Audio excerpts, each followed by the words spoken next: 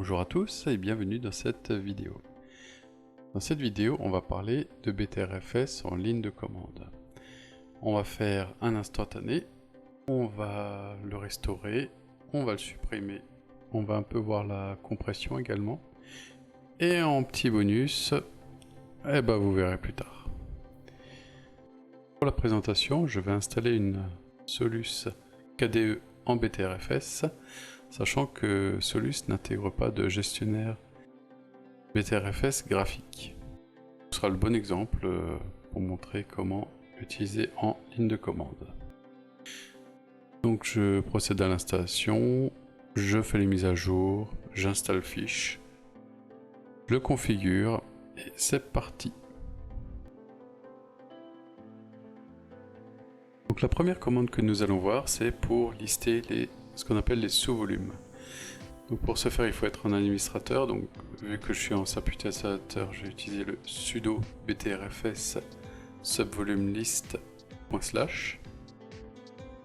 Là on voit qu'il est directement préconfiguré, pas comme Debian où on a dû faire la préconfiguration la dernière fois. On a bien le arrobase pour la racine et le arrobase home pour le ou les home. Ensuite, nous allons procéder à une petite configuration dans le fstab. Donc je vais faire un sudo nano /etc/fstab. Une fois à l'intérieur, je fais une copie de la première ligne, donc de la racine, et je la colle en dessous. Je vais renseigner le point de montage qui, dans mon cas, sera /btrfs. Je supprime également l'option du subvolume et j'enregistre le fichier. Et je quitte. Maintenant, je vais recharger les paramètres du fstab en faisant un sudo systemctl daemon reload, qui permettra de recharger les données du fstab. Je crée aussi le point de montage car je ne l'ai pas encore créé, donc je vais faire un sudo mkdir /btrfs pour créer le dossier. Ensuite, je fais un sudo mount espace -a pour monter tout ce qui est renseigné dans le fstab. La commande ne me retourne aucune erreur, donc on est bon. Si on fait un lsblk, on s'aperçoit que VDA2 est bien monté également dans /btrfs. Maintenant, je me déplace dans /btrfs avec le cd. Ensuite, je liste les fichiers et là, je me rends compte que j'ai bien un dossier arrobase qui correspond à la racine et arrobase home qui correspond au home. Donc là, on est vraiment au début du système de fichiers. Maintenant, on va voir comment créer ce qu'ils appellent un snapshot, donc un instantané en français.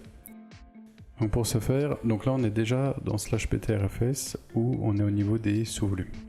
Donc là, j'ai juste à faire la commande sudo btrfs subvolume snapshot. Donc là, je dis que je veux un snapshot de arrobase et qui va me créer un sous-volume arrobase _ save 1. Après, on peut lui donner littéralement le nom qu'on a envie. Et il nous confirme que le snapshot a bien été créé. Maintenant, si on fait un sudo btrfs subvolume list, on voit qu'à présent, on a 3 sous-volumes, donc le arrobase home comme avant, et on a l'instantané supplémentaire, le arrobase _ save 1. Et si maintenant on liste les fichiers, on se rend compte qu'on a un dossier supplémentaire, le arrobase _ save 1, qui correspond au sous-volume. Maintenant qu'on a fait un instantané, on peut se faire un petit test. Donc là, je vais faire en ligne de commande, je vais installer Kdenlive.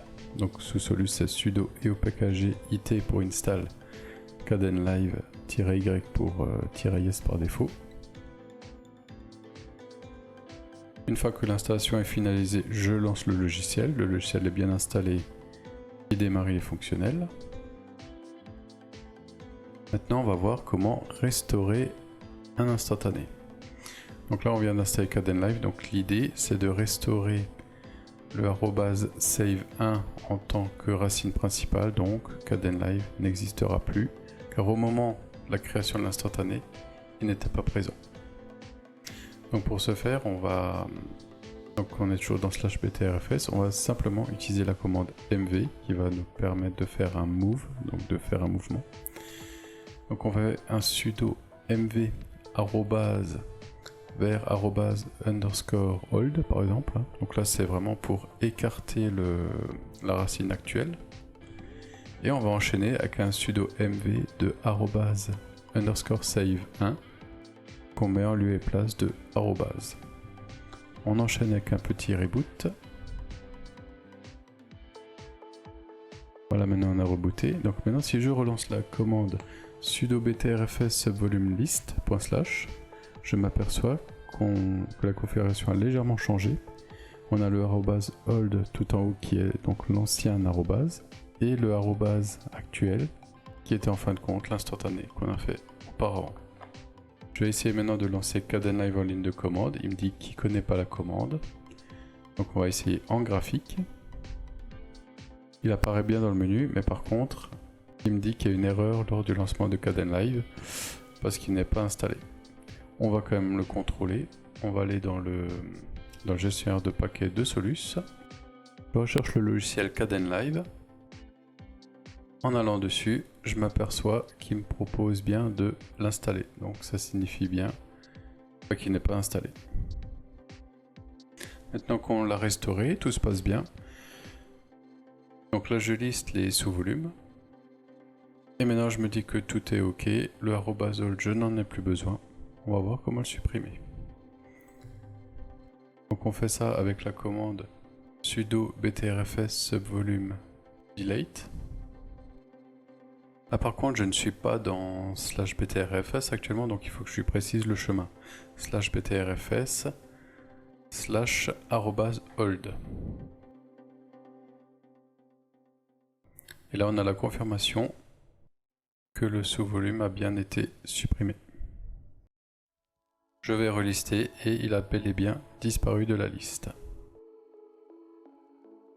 Là je vais vous montrer une petite commande pour voir l'utilisation réel et la place occupée sur le disque. Donc on fait un sudo btrfs file system df espace /. Là on s'aperçoit qu'il y a une légère compression parce qu'on a 14 Go de données au total et en fait on n'en utilise que 10 Go sur le disque. Et en parlant de compression, on va voir comment activer la compression. Donc on va déjà se rendre dans le dossier, enfin on va éditer notre fichier fstab. Je me rends sur la ligne de la racine du système, donc le slash, et je vais rajouter l'option compress égale zstd de point 3. Alors je vous explique, 3 c'est le niveau de compression. Le niveau de compression va de 1 à 15. 1 c'est très peu compressé et ça utilise très peu de ressources CPU pour la compression. Par contre, quand on va au 15, là on va utiliser beaucoup de ressources CPU, ça va être une très grosse compression. Donc à régler le niveau. En général, quand on installe une distribution qui intègre la compression, en général ils sont entre 3 et 5. C'est un bon compromis. Je fais également la même chose pour le home. Et je quitte mon fichier fstab en l'enregistrant. Je vais y retourner et dézoomer un peu pour que vous voyez bien comment que c'est. Et maintenant je vais faire un redémarrage. Alors maintenant je vous explique. On a rajouté l'option pour compresser en utilisant l'algorithme ZSTD au niveau 3. Ce qui veut dire que tout nouveau fichier écrit sera compressé à ce niveau-là. Par contre, les données actuelles ne sont pas compressées. Mais on peut faire il y a une commande pour ça. On va faire un sudo btrfs file system defragment-r et on précise qu'il y a la compression ZSTD et on dit qu'on fait ça pour la racine. J'entre mon mot de passe et la compression va se faire. Donc voilà, après un petit temps, une petite minute grosso modo, ça a fini et maintenant on va pouvoir regarder le résultat en retapant la même commande qu'avant. Et on s'aperçoit que maintenant on utilise 6,39 Go réellement sur le disque. Alors qu'avant on était à 10 Go. Donc la compression a très bien fonctionné. Et maintenant on arrive au petit bonus. Un petit clin d'œil à Steve 513 V3 qui m'a demandé cette partie-là. Et ben c'est parti. Je démarre mon système au préalable. Donc je suis sur une machine virtuelle. Donc là ce que je viens de faire, c'est que je viens de créer deux stockages de 20 Go chacun, supplémentaires. Et donc là je vais, maintenant que le système est démarré, je vais utiliser le gestionnaire d'opération KDE. Je vais formater les deux disques en BTRFS. Et on relance le terminal. Alors la première chose à faire, c'est de créer un point de montage où sera placé le RAID. Tiens d'ailleurs, petite pause. Je vais vous mettre à l'écran un tableau des RAID BTRFS possibles. Je vous mets bien sûr toutes les sources en description. Cette capture-là vient de Ubuntu FR. Maintenant que c'est fait, je vais faire un LSBLK et je m'aperçois qu'il y a bien SDA et SDB, chacun avec une partition dedans, qui est en BTRFS. Là, vu que j'ai deux partitions, je vais faire tout simplement un RAID 1. Mais la manip est exactement pareille pour les autres RAID. Sauf que forcément il y aura plus de disques à mettre. Donc là la première chose c'est de monter le premier disque dans le point de montage qu'on a créé, donc dans /RAID. Si on refait un petit LSBLK, on voit qu'il est bien monté. Maintenant la commande suivante sert à rajouter la deuxième partition au même endroit. Donc on va faire un sudo btrfs device add /dev/sdb1. On précise qu'on le place dans /RAID et on met l'option -F pour forcer. Par contre, si je refais un LSBLK, on voit pas le deuxième point de montage, mais on verra après la commande à faire. Maintenant, on va faire la commande pour dire que ces deux disques-là montés au même endroit, et ben en fait c'est du RAID. Donc on va faire un sudo btrfs balance start -dconvert égale RAID 1 pour le RAID 1 -mconvert égale RAID 1 pour RAID 1 également, et on dit que c'est dans /RAID. Maintenant que c'est fait, je vais vous montrer la commande pour voir les disques qui font partie de ce RAID. Donc on va faire un sudo btrfs file system show /RAID qui est notre point de montage. Donc là il nous dit que c'est du RAID 1 et on voit nos deux disques à l'intérieur. Total device 2 file system. Et donc à ce stade notre RAID 1 est en place et opérationnel. Par contre ce serait bien qu'il monte automatiquement au démarrage. Donc là ce qu'on va faire, on a un UID, on va bien sûr le copier. Ensuite on va rééditer notre fichier fstab. Une fois dedans, je vais m'aider de la dernière ligne, je vais la copier-coller. Je vais préciser le point de montage qui est /RAID. Ensuite je supprime l'UID et je la remplace par celle qu'on a précédemment copiée. Je peux aussi me rajouter un petit commentaire. Je vais mettre montage RAID 1, voilà, tout simplement. J'enregistre le fichier. Et on va faire un petit reboot pour tester. Voilà, le reboot a été fait. Si maintenant je refais un LSBLK, on voit bien que SDA1 est bien monté dans /RAID. Maintenant je peux me déplacer dedans. Je vois qu'actuellement root est le... Donc si je liste, je vois que root est le propriétaire. On va faire un petit test. Je vais créer un dossier test.txt dans ce montage. Je vais aussi changer les permissions. Je vais mettre Julien propriétaire, comme ça sera plus simple. Pour faire ça, je vais faire un sudo shown espace tiret grand R pour récursif, le nom de l'utilisateur, le nom du groupe, espace, point étant pour le lieu où je me trouve. Donc là actuellement on est dans /red.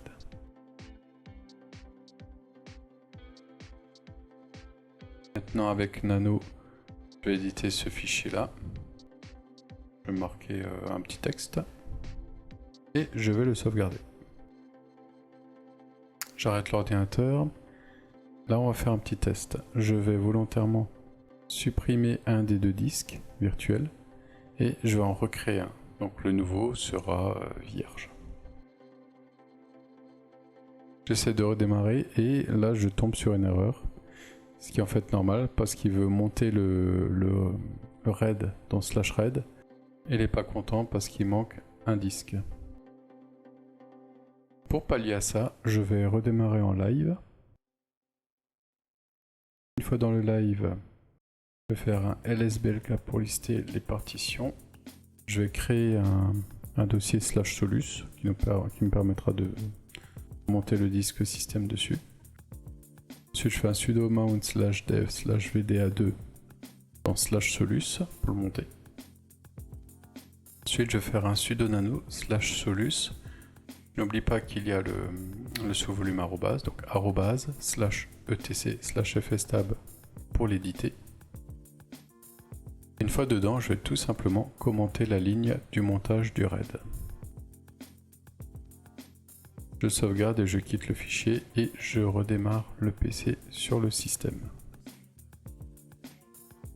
Une fois redémarré, je réouvre un terminal et je vais faire un sudo mount espace-o espace degraded rw espace /red et là il me dit que c'est impossible à trouver dans fstab. Alors c'est normal parce qu'on vient littéralement de le supprimer auparavant, enfin on a commenté la ligne plutôt pour les activer. Par contre si vous voulez le faire quand même sans décommenter la ligne et tout ce que je vais faire par la suite, il suffit de préciser le device où il se trouve, donc /dev /sda1 pour notre cas, espace /red.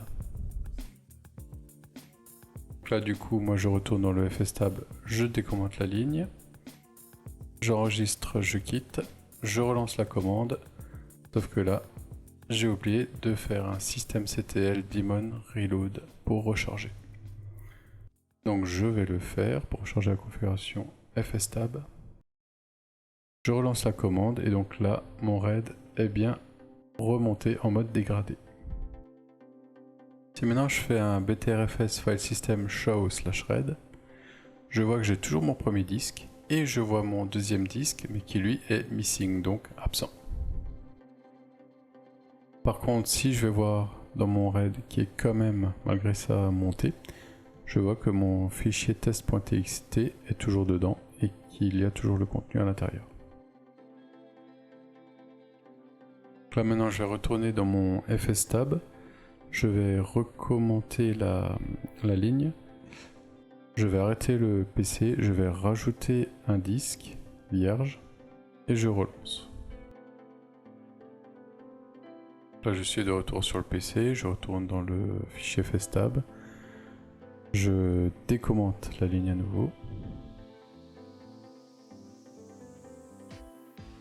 Cette fois-ci je ne vais pas oublier le daemon reload. Ensuite je remonte mon RAID en mode dégradé. Donc là je refais un file system show, je vois qu'on est toujours au même point, qu'il est absent. Je vais lancer le gestionnaire de partition KDE. Là je repère le nouveau disque que je vais formater en btrfs. Ensuite je fais un lsblk, il apparaît bien en sdb1. Donc maintenant je vais refaire la même commande qu'auparavant. Donc je vais faire un sudo btrfs device add /dev /sdb1 espace /red pour le point de montage, -f pour forcer et il nous le rajoute. Si maintenant on refait un file system show, on voit que maintenant on a 3 disques. On en a un qui est toujours missing, un qui est présent et qui a du stockage, et le troisième qui est là avec rien du tout dedans. Maintenant, on va lancer une commande pour supprimer le disque disparu. Donc on fait un sudo btrfs device delete missing /red. Maintenant je vais refaire un file system show /red. Là on voit qu'il a disparu. On a bien nos deux qui restent. Ensuite je vais lancer la même commande que pour le red d'avant pour refaire la balance, pour rééquilibrer les données à l'intérieur. Maintenant je vais redémarrer.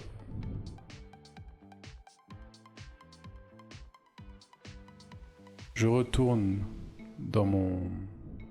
Là je regarde, j'ai bien mon fichier qui est encore présent et le contenu est encore dedans. Et voilà, c'est tout pour cette vidéo. J'espère qu'elle vous aura plu. Et je vous dis à la prochaine. Ciao ciao.